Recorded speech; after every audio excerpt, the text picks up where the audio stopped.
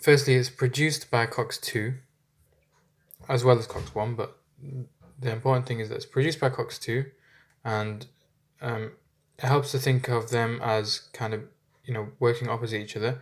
Thromboxane A2 is by COX-1, and prostacyclin is by COX-2. Thromboxane A2 encourages clotting.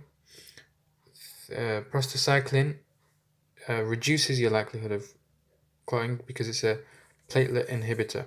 Okay, so clotting, anti-clotting. The other thing it does, and the main thing it does actually, is that it's a vasodilator, encourages vasodilation, right? So, how does this relate to NSAIDs? Well, if you have a selective thromboxane A2 or selective COX-2 inhibitor, if you have a selective COX-1 inhibitor, let's go back to the page, like indomethacin or aspirin, that selective COX-1 inhibitor inhibits your platelet aggregation, and so you're more likely to bleed. Okay. Selective COX-2 inhibitor inhibits prostacyclin, which is against clotting. So if you inhibit that, you're more likely to clot. So you're at increased risk of MI and strokes. Okay. So they're kind of on a balance, on a scale. COX-1 versus COX-2.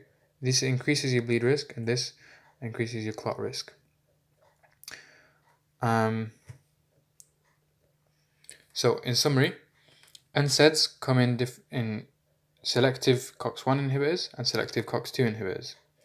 And then you've also got non-selective, which inhibit both sides.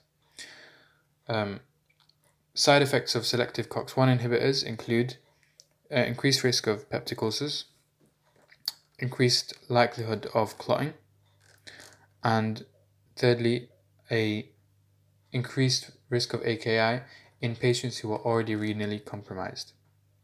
Selective COX-2 inhibitors increase your risk of clotting, and then non-selective NSAIDs, non-selective COX inhibitors can have any of these side effects.